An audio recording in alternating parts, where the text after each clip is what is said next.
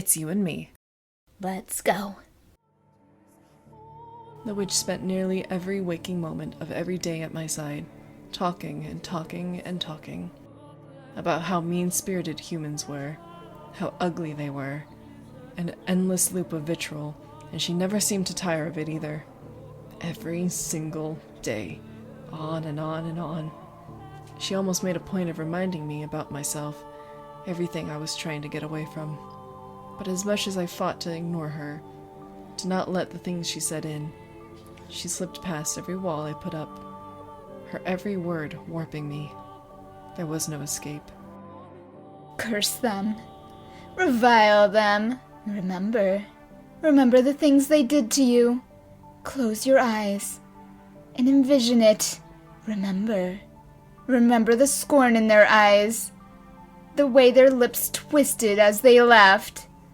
You need only curse them, and you can wipe those reprehensible smirks out of existence. Dude, how did he actually find happiness with Giselle at one point? My gosh, this is insane. Intense breaking points? Goodness, yes. I'm serious. Please stop this, Morgana. Please stop talking to me. I'm begging you. I seriously can't take it anymore. Oh, now why would you say that, my dear? It's just the two of us in this gloomy old house. I don't see what's wrong with a little conversation. Your voice, everything you say, is eating away at me. I care for you, and everything I say is meant to help set you free. So I will continue saying it. You're allowed to hate the people who have wronged you. They don't deserve happiness. Someone who's always smiling for you is someone who's certain to betray you.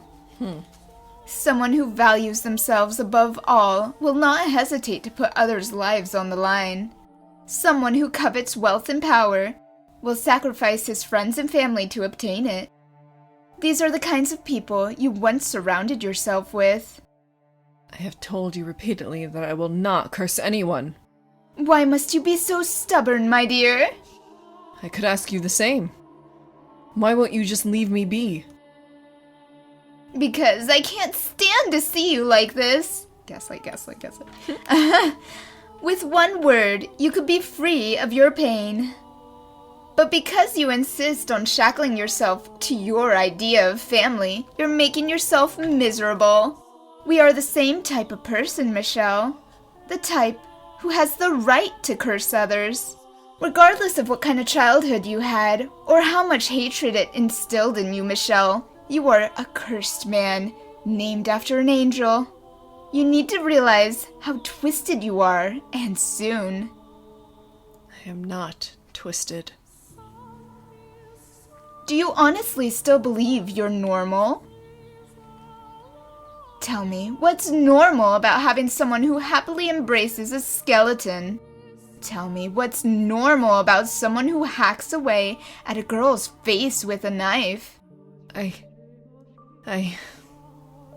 You are not normal, and I will repeat it as many times as I have to. You need to accept that. What's wrong with not being normal? Why must you hold so tight to your sanity? If you would just let it go, you wouldn't have to suffer. Puppy? No one is going to come to save you, my dear. The only thing that can save you anymore is your loathing. We are the same. I am nothing like you. I am not a witch. I am not cursed. I'm human. I'm a human. Man? Yes, a man. With that body. Oh, my dear friend. Let me tell you something you should be quite pleased to hear. Do you know what some say about people like you? Those who are neither male nor female? That they are like unto God. Like unto God? Indeed. You should have been worshipped for your divinity, but instead your family cursed you. I think they did in ye olde times. I don't remember if it was Egypt or Greece or someplace over there. You are not human. From the second life was breathed into you, your fate was decided. No, you're wrong. If I really were wrong, you would not be here now. You would be back home with your family. Perhaps you would have a pretty little wife, living a normal, happy life together. But you have long since strayed from that path.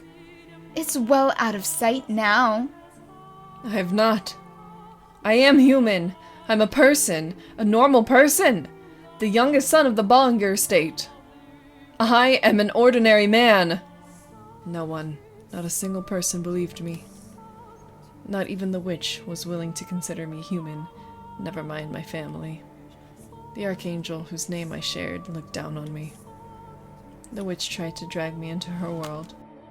My past constantly ate away at me. I had been imprisoned in this place for far too long. There was nothing I could do about my body. All those things combined threatened to break me. I let out a scream, then stumbled out of the room in a frenzy. I had to get out of that place. It didn't matter anymore that I was forbidden from leaving the property. I just wanted all of it out of sight.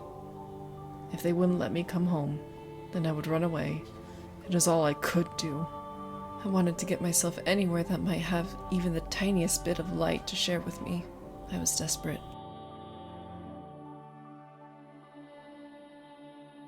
Someone, anyone, please, tell me I'm human. Tell me I'm a man. Anyone, please tell me I'm not cursed. But when I opened the front door, searing light pierced my eyes. Ugh! The world quickly went white. I couldn't see a thing. And then... Ugh! Ugh! My arm began to burn beneath the sunlight. Whoa, vampire. Sorry. Ah! Ah! Black smoke? Dude, what? Is it because he let the witch out? Maybe. I'm confused. Black smoke rose from the sizzling flesh. Oh. A sickening stench filled the air. Bro, he's being cooked! Excruciating pain quickly spread to the rest of my body. How did he go to the... Oh, was it nighttime when he went to the... Because remember at one point with Giselle, he went to the... Yes. The night shack or whatever, the guardy post. Yeah. Guardy post. I think it all happened night. It must have. Okay. What? Why? Oh! Water! I slammed the door shut, restoring darkness. Gasping and groaning, I trudged back into the house in search of water, which I'm sure the witch Morgana observed with a great deal of pity. I don't think you need any water. Take another look at yourself. Ugh. Ugh.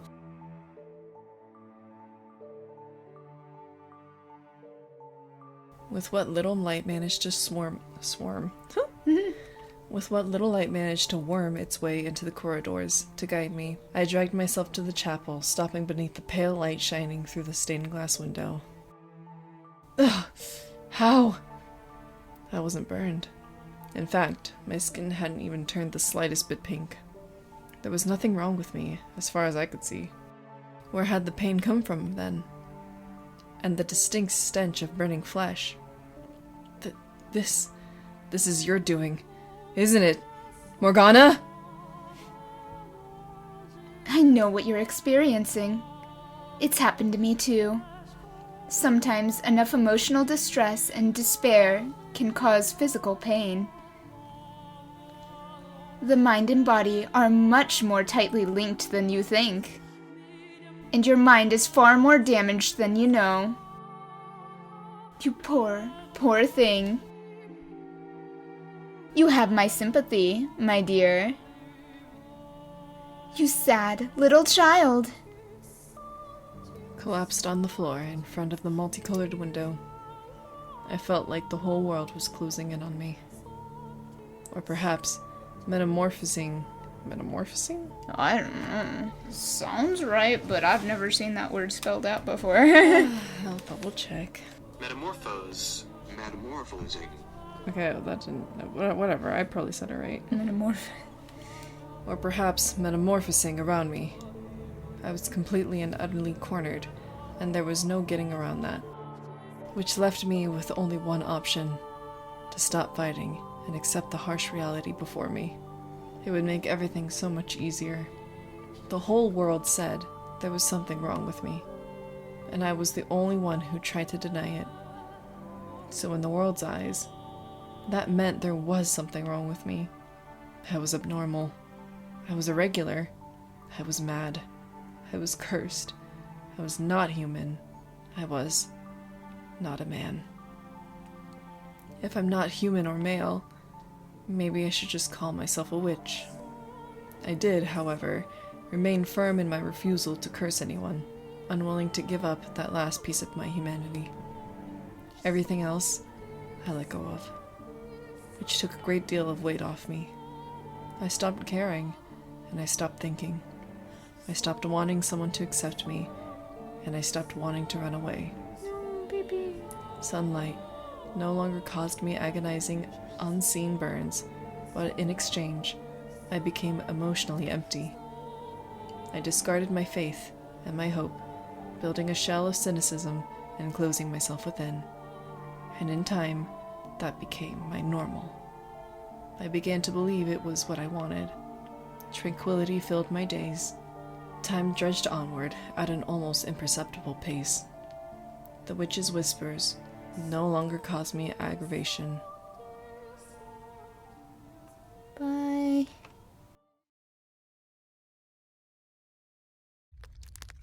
Essentially, nothing of note happened over the next 2 years. So now he's 26. At one point, a man with an unusual disease stumbled across the mansion while wandering through the forest. But there's little more to be said about that, for nothing at all could have convinced me to care about someone else. I spent much of my time sitting before the fireplace. I had covered the stained glass window with drapes, loath to even think about that darned archangel. Staring at the dancing flames, I was able to forget the passage of time, watching, unblinking, as the red and orange tongues flicked back and forth. They seemed to spread onward from the fireplace, consuming me. Whether by the raging infernos of hell or the cleansing fires of purgatory, the thought of being swallowed up and burned to ashes by a massive conflagration was quite pleasant. But those visions never became reality. Tell me, Michelle. What are you thinking right now? Do you still not want to curse them? Look at yourself, Michelle. Look at how you're living. Do you really want this life? Have you ever thought about dying? Michelle, would you like to die? That's the right answer. God has said that taking one's own life is a sin after all. That's good, Michelle. You've made the right decision. And I shall be there with you until the very end, my dear friend. Honestly, part of me did desire death. I just didn't have enough energy to take my own life. My mind and spirit were too far decayed. Is that it? End scene? Cut? Paste? Why are we back here? However, because we're not done. Oh. In my 10th year, the door opened once more, and time sputtered back into motion. Giselle. When you showed up. Giselle. Everything I had given up on. Well, I might need to take him back if Giselle appears again. Yes. You were her. She's my girl. She's our girl, but she's my girl. Yes. And everything I had thought I'd lost. It all came back. At first. As you know quite well. I was deeply mistrustful of you. I hated having you around. But if I hadn't met you, in all likelihood, I probably would have continued down that path. And become a demon. Yep. You was a baby girl! Giselle! How did she speak? She was kind of uppity. Sweet. Sweet. But you seem to like me rather... Huh? Huh? You seem to me like a rather handsome man. Okay. Yeah, he is. Whoa! Sorry. Fangirling! But you seem to me like a rather handsome man. That was it.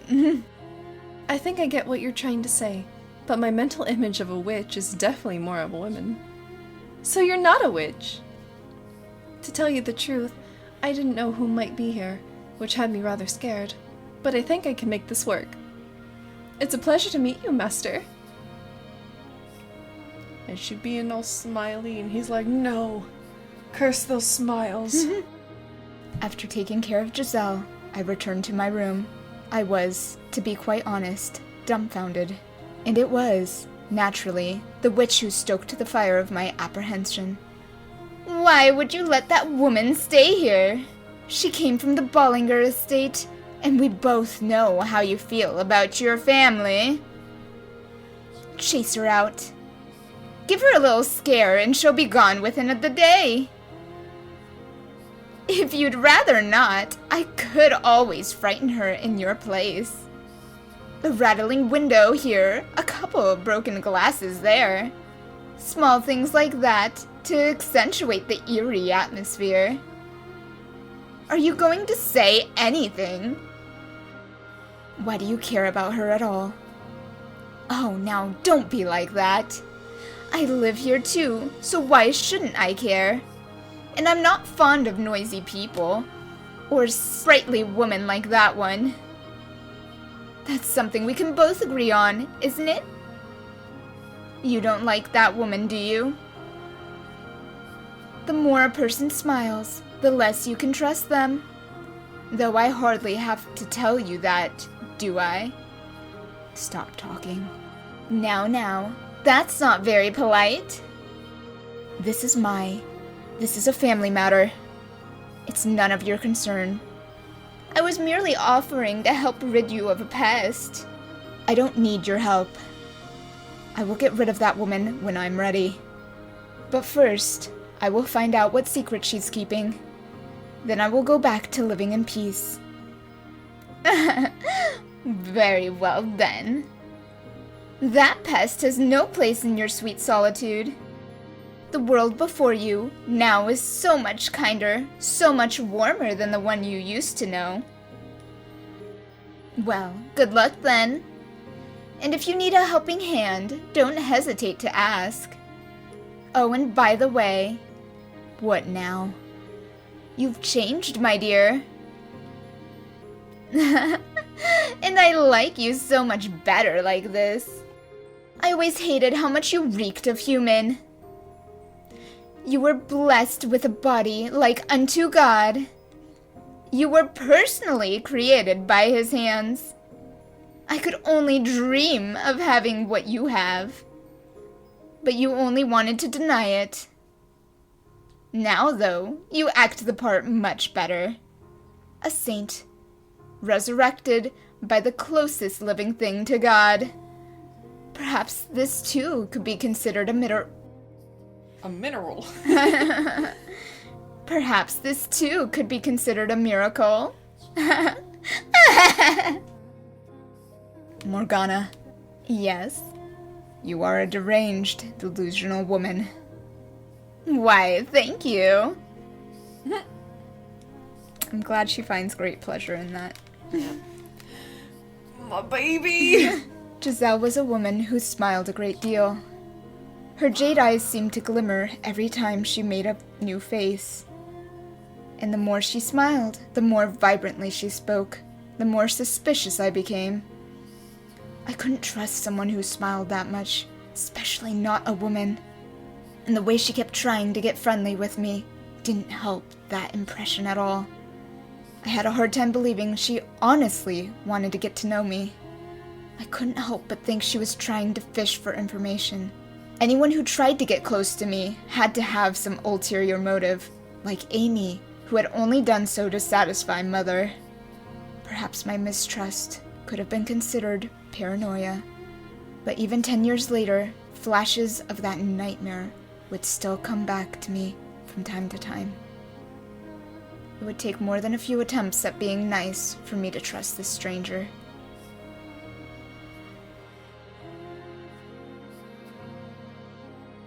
Eventually, I came to the realization that she was hiding something, and I convinced myself it was out of guilt. So I wrote Mother in search of something I could use to tear her down, to get her out of here. I should have listened to Giselle rather than Mother or the witch. But I had conflated her with Amy in my mind, so I was unable to see where the truth really lay. And I was only able to perceive her as malicious. So instead of her, I put my faith in Mother's words, despite Mother never once doing the same for me. Hey you! Yeah you! Did you like the video? Oh! Maybe consider subscribing? We like your company. Okay! See you next video.